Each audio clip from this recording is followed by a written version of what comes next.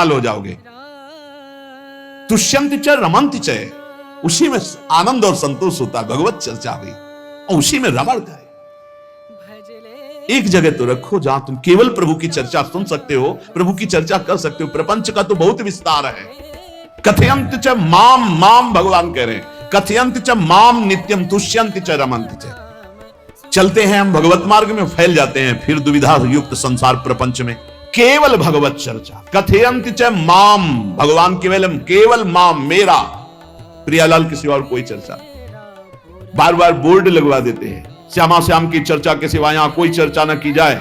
आपको अगर आशा है कि यहां से कोई काम बनते हैं, तो हम पहले आपको बता देते हैं हम असमर्थ हैं, हमारे में कोई सामर्थ्य नहीं है। हम केवल प्रभु की चर्चा करते हैं, प्रभु का नाम जपते हैं, प्रभु के लिए जीवन है, बस इतनी बात है। जो प्रभु में डूबना चाहता है वो आए, स्वागत है। इसके अलावा ना कोई आशीर्वाद, ना कोई तंत्र मंत्र, ना कोई जंतुर, ना किसी भी तरह की कोई ढांढस वृत्ति बना सकते हैं कि जाओ तुम्हारा ये ठीक हो जाए, तुक्का लग जाए, ठीक हो जाए, तुम्हारे भाग्य की बात है। यहां से कोई चमत्कार नहीं है। यहां एक ही चमत्कार है, मलिन मन को श्री भगवान में लगा देना, जीवन को जीवन मुक्त अवस्था में पहुंचा देना। निर्विकारता की स्थिति प्राप्त करने के लिए साधु समागम है। भगवान का आदेश है, यदि मुझे अनुभव करना चाहते हो, इसी जन्म में परमानंद की प्राप्ति करना चाहते हो, तो मय्ये वो मन आदत्स्व मयि बुद्धिम निवेश है। कैसे करोगे? तो भगवान कह रहे मत चित्ता, मेरे में चित्त लगाओ। चित्त कैसे लगेगा? चूंकि हम प्राणों से बहुत प्यार करते हैं, देह प्राण ते प्रिय कचुनाही, इसलिए भगवान को कहना पड़ा प्राण मेरे को समर्पित करो। कैसे समर्पित करें? जो खाओ पियो भगवान को भोग लगा के, और रात दिन नाम जप में, हर श्वास में भगवत चिंतन। अगर वार्ता करनी तो बोधयंता परस्परम कथयंतश्च माम नित्यम, केवल मेरी चर्चा। बड़ा दुर्लभ हो रहा है, भगवत चर्चा होना बड़ा दुर्लभ हो रहा है। भैया ये सब सुनो भरत भावी प्रबल, बिलख कहो मुनिनाथ, हानि लाभ जीवन मरण जस अपजस विधिहात। जब कर्मों का फल भोगने का आया तो महात्मा जी, और जब पाप कर्म करने जा रहे थे तो पूछ लेते हमसे कि हम पाप कर्म करने जा रहे हैं, आपकी अनुमति है क्या? तब नहीं, तब किसी ना भगवान की याद की, ना गुरु की याद की, मनमानी आचरण किए। तो अब भोग आया है, अब भोग लो, उसको भोगना पड़ेगा, वो यही मिलेगा तुम्हें। पति पत्नी परिवार संसार मित्र, इन्हीं में सब कलह अशांति मारपीट नाना प्रकार का। अरे पूछो मत। भगवान के चरणों का जब तक आश्रय नहीं लोगे तो यहां का ये प्रेम विवाह, यहां का प्रेम तुम्हें शांति प्रदान नहीं कर सकता। भगवत भाव रखोगे, हर परिस्थिति को शांति पूर्वक निर्वाह। ये जीवन काटना भी एक कला है। मनुष्य जीवन कोई पशु जीवन नहीं है। अगर अध्यात्म नहीं तो आप इसको जी नहीं सकते, आप इस जीवन को नहीं जी सकते। अशांत रहोगे, क्लेशित रहोगे, परेशान रहोगे। जीवन की कला है, द्वंद्वों में क्षमता, संपूर्ण जगत में रहते हुए ममता रहित हो जाना, संपूर्ण क्रियाएं करते हुए अहंकार रहित हो जाना, अभी जीवन मुक्तता का आनंद आ जाए। तो मच्चित्ता मदगत प्राणा बोधयंता परस्परम कथयंत च माम नित्यम तुष्यंत च रमंत च। हमारा उद्देश्य भगवत प्राप्ति का है। जो भगवत संबंध से भगवत प्राप्ति करना चाहता है उसके लिए दरबार खुला है, फ्री है, कोई फीस नहीं है, कोई शर्त नहीं है। तुम कौन हो, कहां के हो, कोई मतलब नहीं। आपका केवल संबंध भगवान के संबंध से वार्ता होगी तो यहां हो सकती है। इसलिए सावधानी होकर हमारे समय को निरर्थक ना किया जाए। बहुत कीमती समय, जब प्रश्न होता है तो फिर उस पर चर्चा करनी ही होती है। हमें सिर्फ भगवान का आदेश है, कथयंतश्च माम नित्यम तुष्यन्ति च रमन्ति च। उसी में संतोष करना, उसी में रमण करना है। हमारा भरण पोषण श्री प्रिया जी से होता है, किसी व्यक्ति से नहीं होता है। हमारे यहां श्री श्यामा श्याम विराजमान है, उनका पूरा जगत है। तुम्हारी बुद्धि में मेड़ है, भेदभाव है, उनके लिए भेदभाव नहीं। सब मम प्रिय, सब मम उपजाए, तो हम अपने स्वामी के अनुसार चलेंगे। सब मेरे प्राणनाथ श्यामा श्याम के जन हैं। कोई भी हो, इतना ना छोटा ना इतना बड़ा, ना इतना प्रिय ना इतना अप्रिय, सब बराबर हैं। एक तरफ चाहे गुणात्मा, गुण से युक्त महात्मा, और एक चाहे दुरात्मा, दुर्गुणों से युक्त, दोनों को ऐसे दुलार करके श्री जी की तरफ बढ़ाने वाला मार्ग ये मार्ग यहाँ का है। कथयंच च माम नित्यम तुष्यन्त च रमन्त च तेषां सतत युक्तानां भजतां प्रीति पूर्वकम। जो सतत प्रेम पूर्वक मेरा भजन करता है, भगवान करे ददामि बुद्धि योगम तम, उसकी बुद्धि का योग मैं करा देता हूं। ये खास बात हुई। लगाने की चेष्टा हमने की मन बुद्धि को, और भगवान आकर मन बुद्धि में विराजमान हो गए। तेषामेवानुकंपार्थ महमज्ञानजं तमः नास्यात्म। से यही प्रयास रहा है कि हमारा एक भी मिनट भगवान से विमुख न जाए।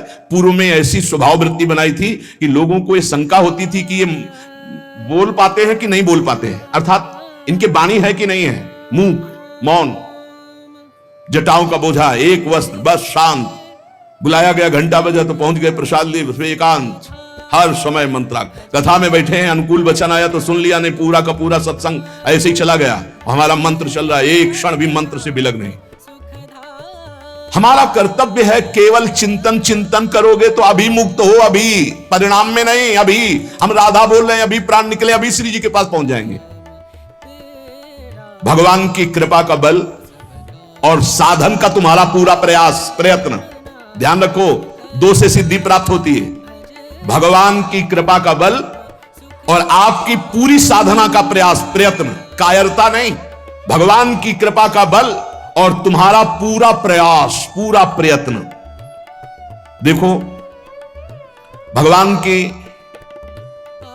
दर्शन वृत्ति हृदय में जागृत हुई ध्रुव जी के पद को लेकर, कामना को लेकर।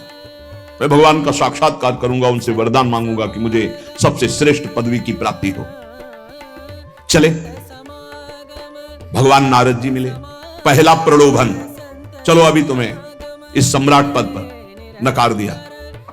फिर भय, सांप हैं, बिच्छी हैं, जंगल के बड़े, और फिर यक्ष राक्षस, न जाने कौन कौन है। तुम अभी बालक हो, तुम्हें खा जाएंगे, तुम क्या तपस्या करोगे, क्या भजन?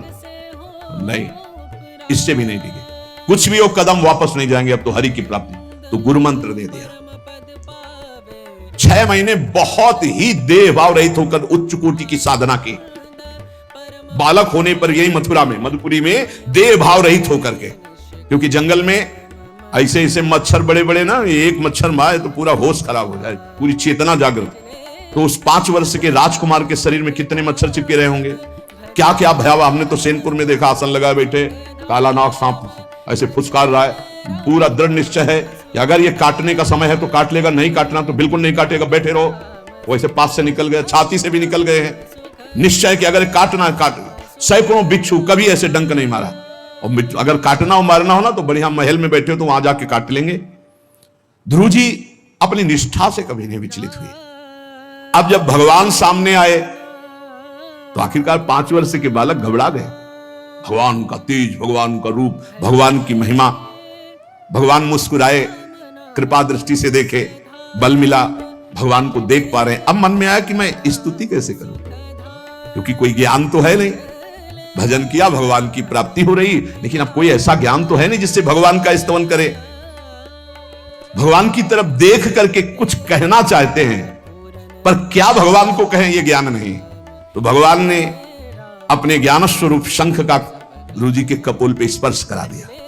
जो भगवान कह रहे, ज्ञान तो मेरी कृपा से होता है। अभी पीछे इस श्लोक में भगवान ने कहा, तेसा मेवानुकंपार्थो महमक ज्ञानजम तमः नाशयाम्यात्म भावस्थो।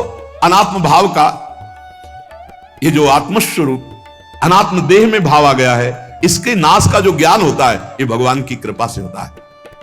जे भी संग छुआया दिव्य ज्ञान और भगवान की दिव्य स्तुति की। तो ये देखा जाता है कि भगवान की कृपा से ही साधक में दिव्यता आती है, दिव्य ज्ञान आते हैं। पर प्रयत्न अपना होना चाहिए।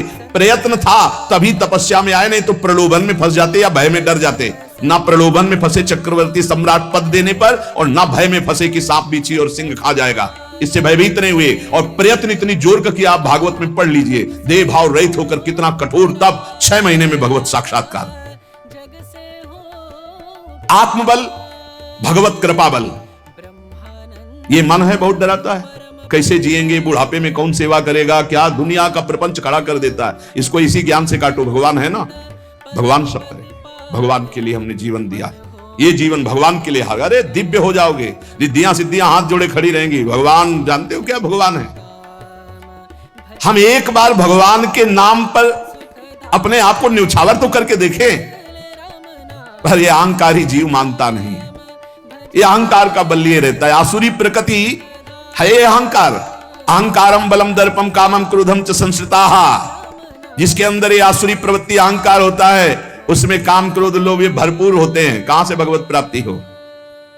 जहां ये दुश्मन रहते हैं वो घर तो तुमने सुरक्षित दे रखा है दुश्मनों को।